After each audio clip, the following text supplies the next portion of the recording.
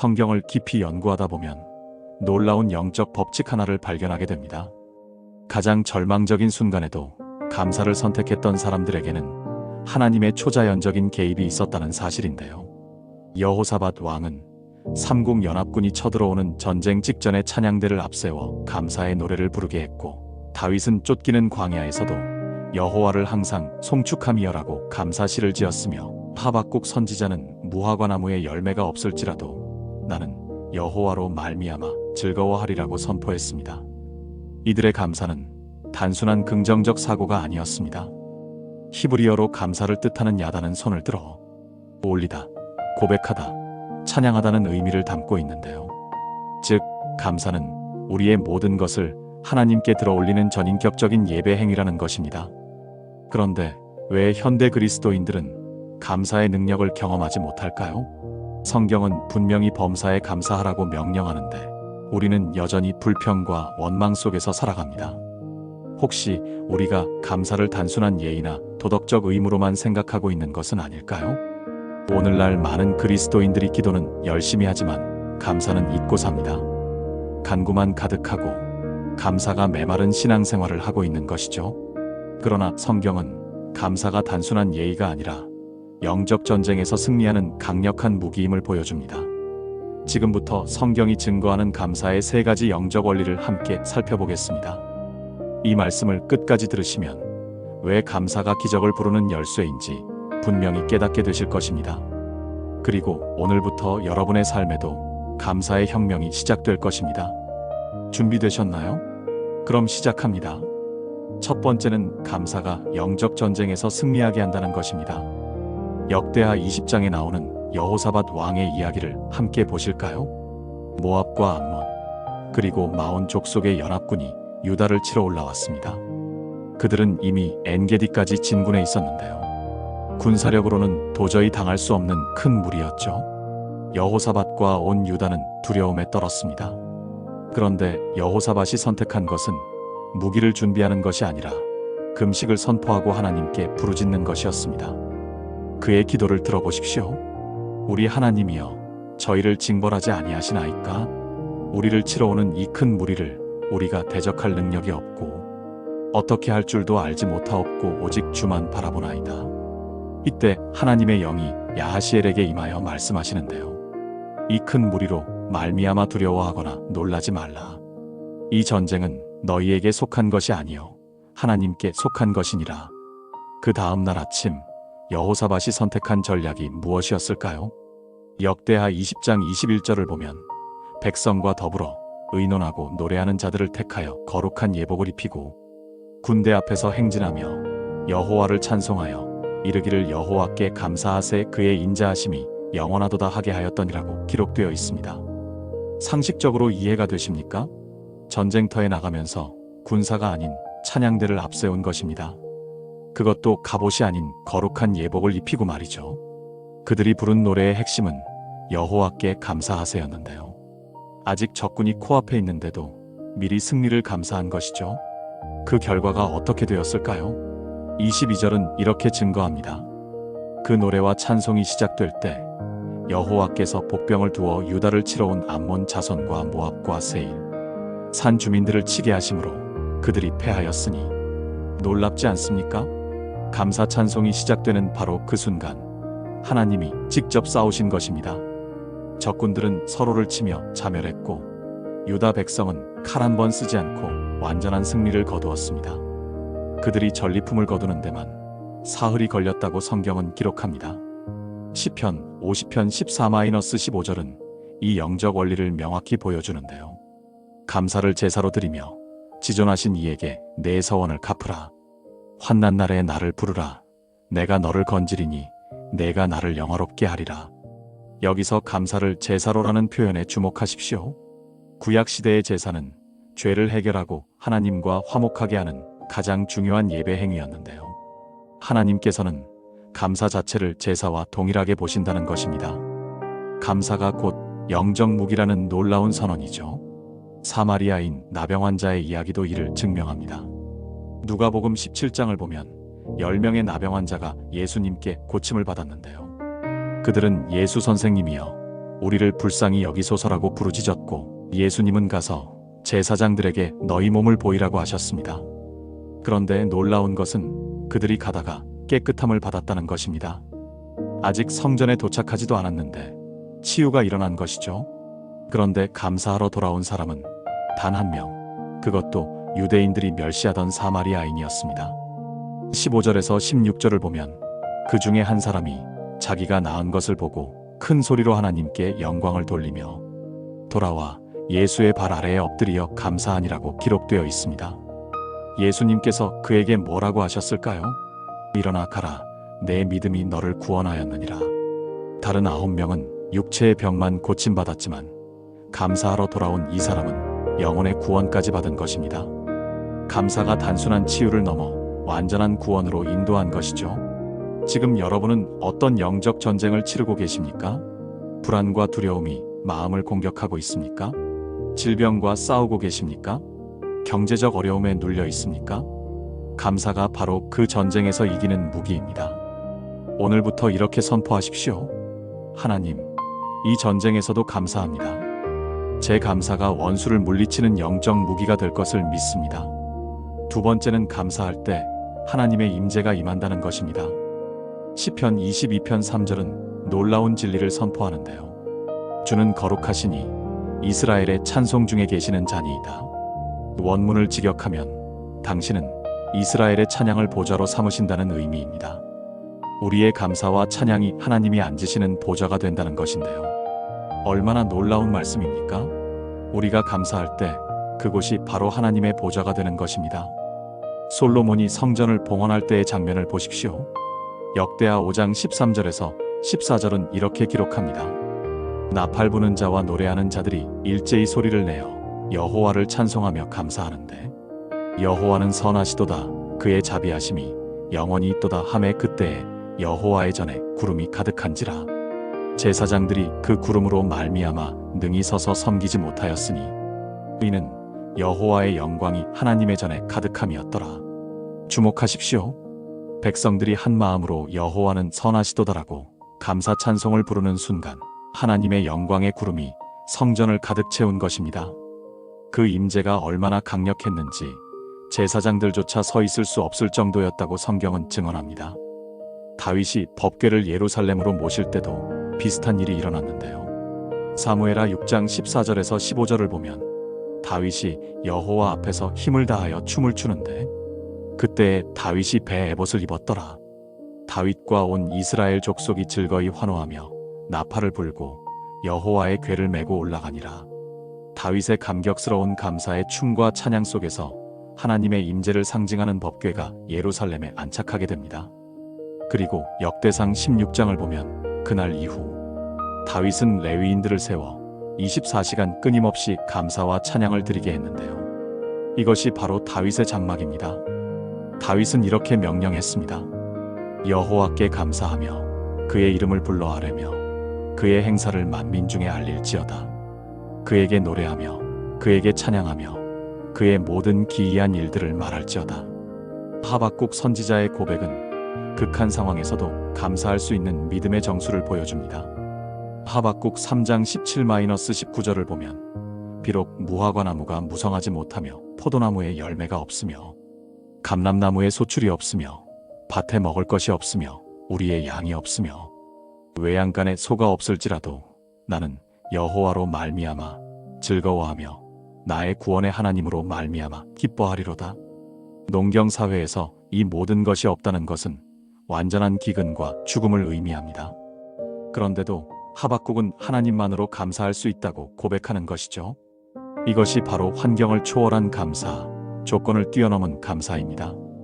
그리고 19절에서 하박국은 주 여호와는 나의 힘이시라 나의 발을 사슴과 같게 하사 나를 나의 높은 곳으로 다니게 하시리로다라고 선포하는데요. 극한의 상황에서 드린 감사가 그를 높은 곳, 즉 하나님의 임재가 있는 영적 고지로 인도한 것입니다.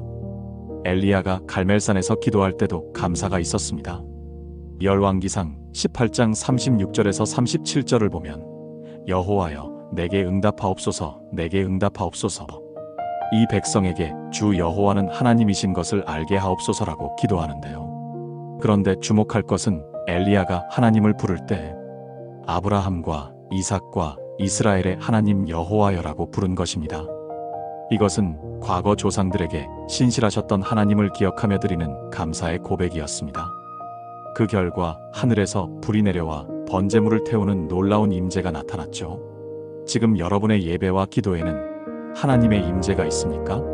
혹시 메마른 종교 행위만 반복하고 계시지는 않습니까? 감사가 없는 예배는 껍데기일 뿐입니다. 오늘부터 이렇게 고백하십시오. 하나님, 제 입술에 감사가 주님의 보좌가 되기를 원합니다.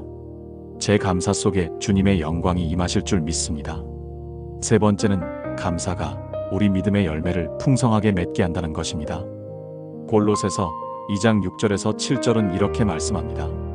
그러므로 너희가 그리스도 예수를 주로 받았으니 그 안에서 행하되 그 안에 뿌리를 박으며 세움을 받아 교훈을 받은 대로 믿음에 굳게 서서 감사함을 넘치게 하라. 여기서 바울은 믿음의 뿌리가 깊이 내리는 것과 감사가 넘치는 것을 직접 연결시킵니다. 감사가 바로 믿음을 자라게 하는 영적 양분이라는 것이죠. 나무가 물과 햇빛을 받아 열매를 맺듯이 우리의 믿음도 감사를 통해 열매를 맺는다는 것입니다. 엘리사와 수넴 여인의 이야기를 보십시오. 열왕기하 4장에 나오는 이 여인은 오랜 세월 아이가 없다가 엘리사의 축복으로 아들을 얻었습니다. 그런데 그 아들이 들에서 일하다가 갑자기 머리가 아프다며 쓰러져 죽는 비극을 겪게 됩니다.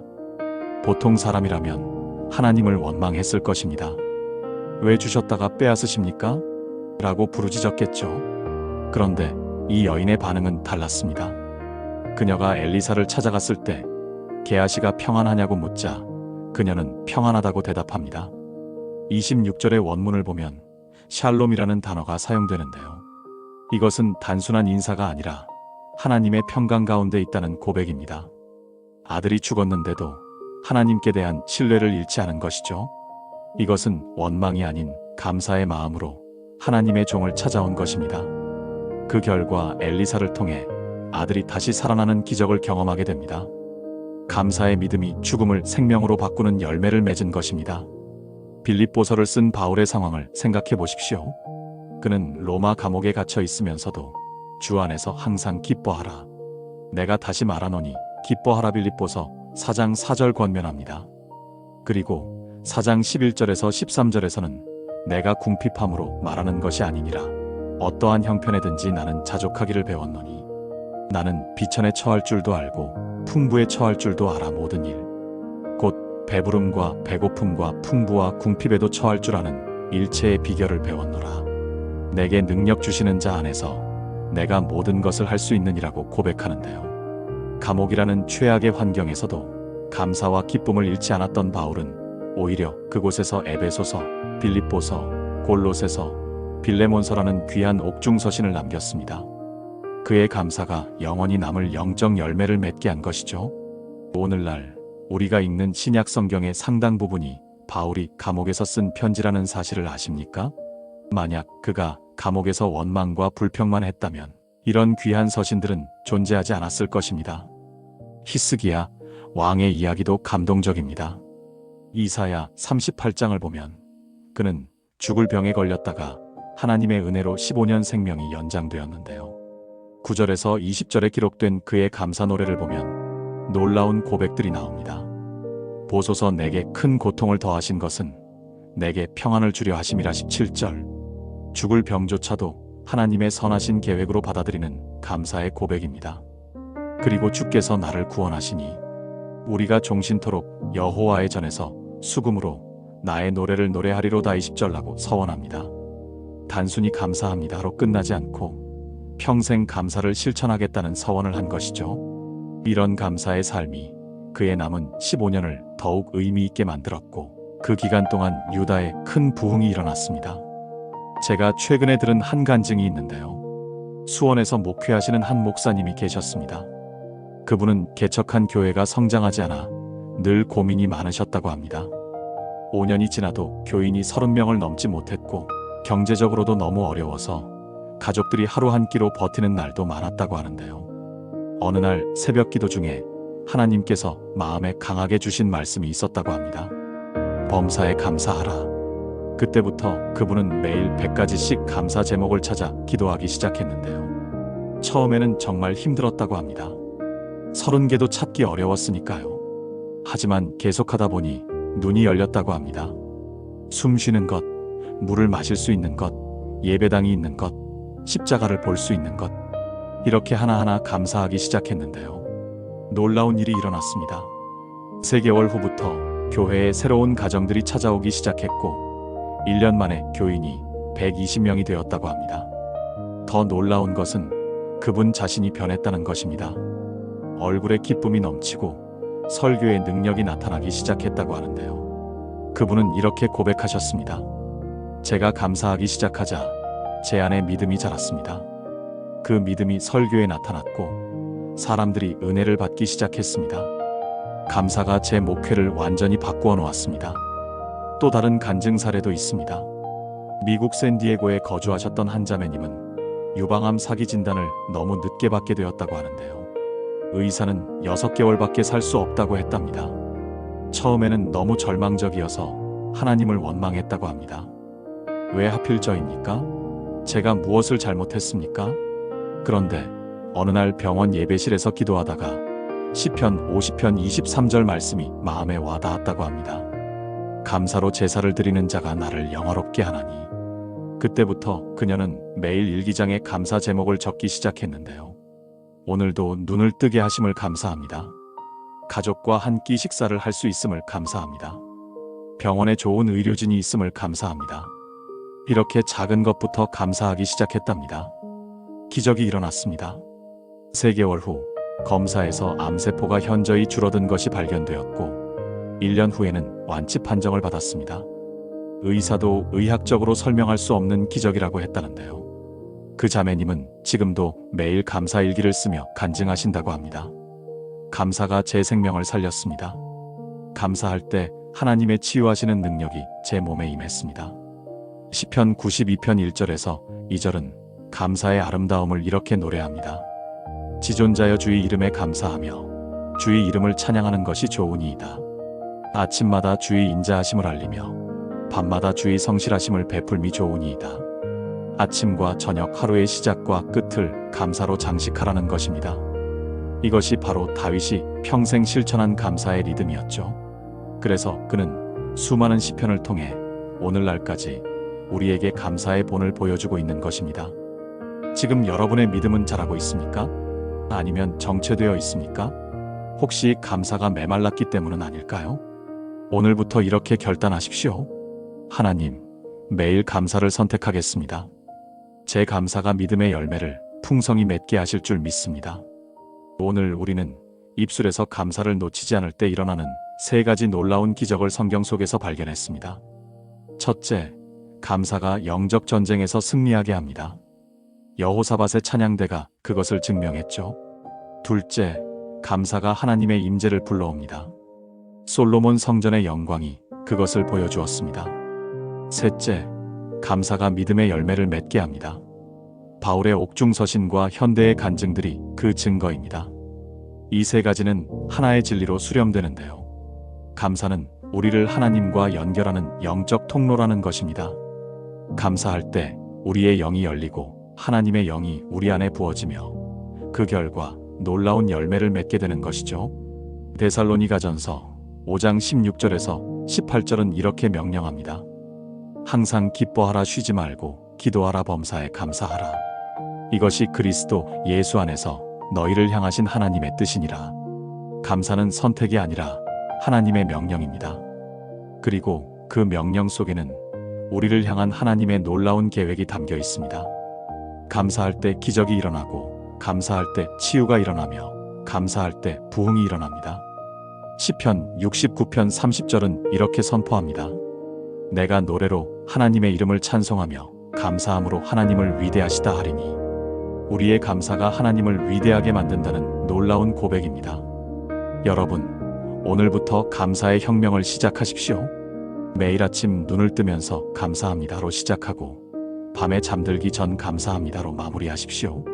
어려운 일을 만날 때도 이것도 감사합니다라고 고백하십시오. 감사는 습관입니다.